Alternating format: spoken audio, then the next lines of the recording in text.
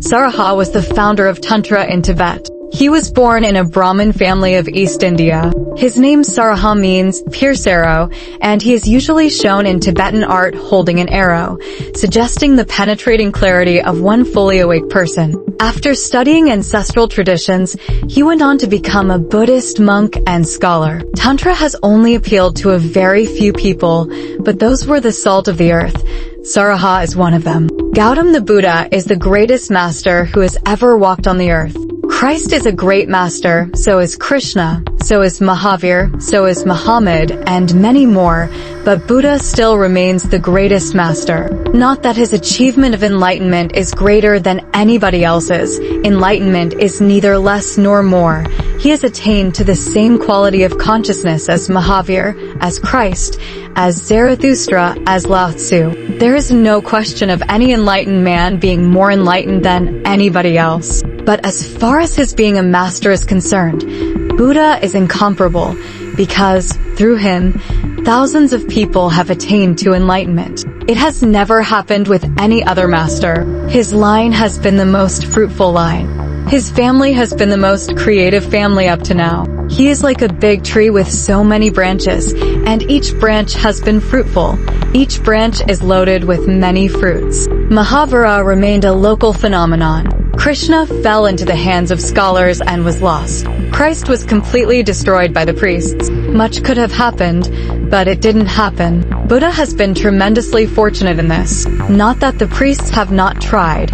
Not that the scholars have not tried, they have done all that they can do, but somehow Buddha's teaching was devised in such a way that it could not be destroyed. It is still alive. Even after 25 centuries, a few flowers come on his tree. It still blooms. Spring comes, and still it releases fragrance. It still bears fruit. Saraha is also a fruit of the same tree. Saraha was born about 2 centuries after Buddha.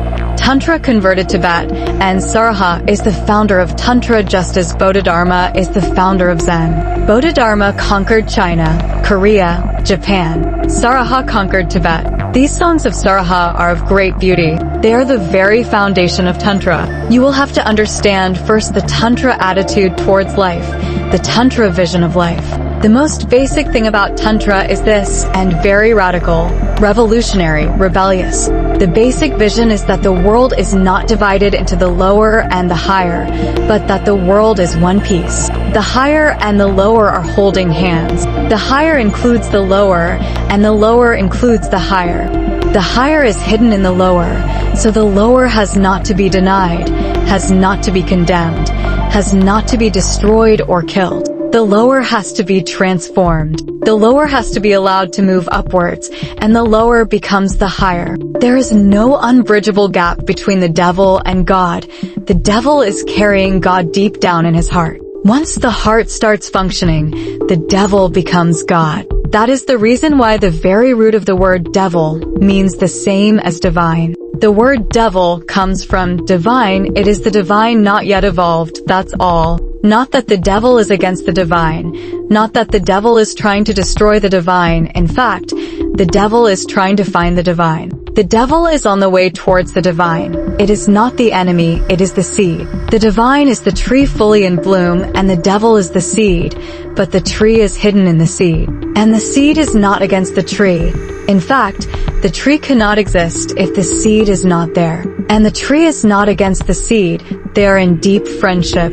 They are together. Poison and nectar are 2 phases of the same energy. So are life and death, and so is everything. Day and night, love and hate, sex and superconsciousness. Tantra says, never condemn anything. The attitude of condemnation is the stupid attitude. By condemning something, you're denying yourself the possibility that would have become available to you if you had evolved the lower. Don't condemn the mud, because the lotus is hidden in the mud.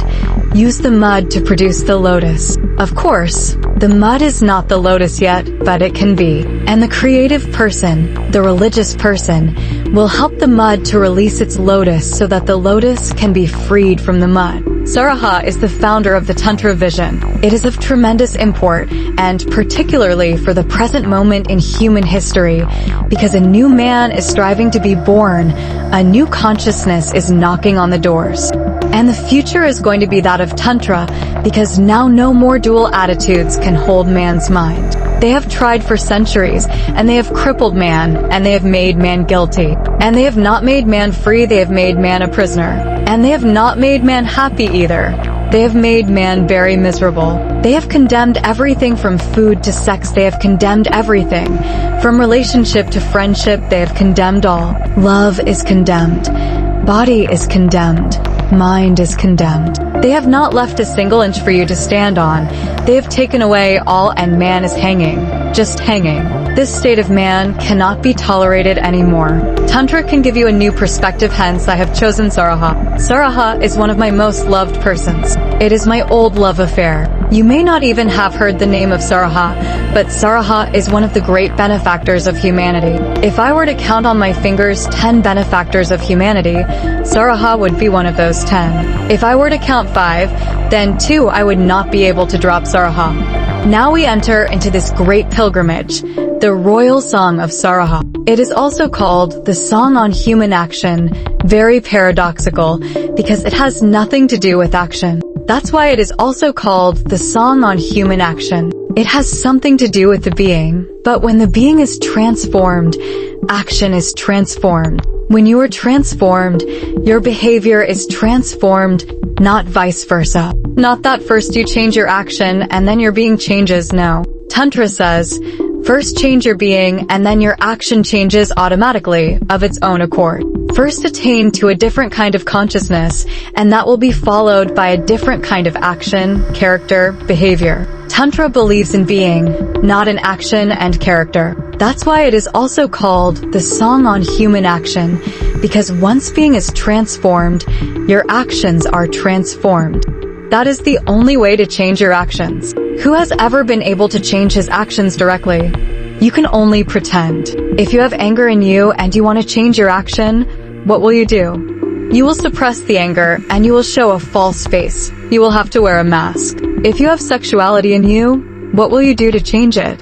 You can take the vow of celibacy, of brahmacharya, and you can pretend, but deep down the volcano continues. You are sitting on a volcano which can erupt any moment. You will be constantly trembling, constantly afraid, in fear.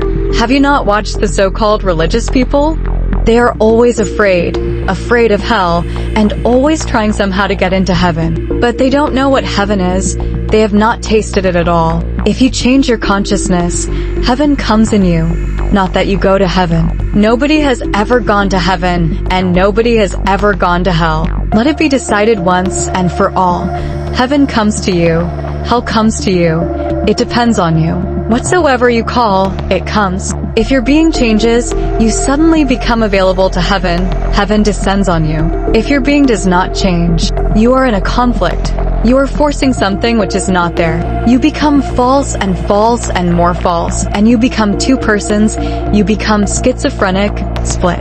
You show something, you are something else. You say something, you never do it, you do something else. And then you are continuously playing hide and seek with yourself. Anxiety, anguish, are natural in such a state. That's what hell is. So, that's all for today, my friend. See you soon with a new wisdom.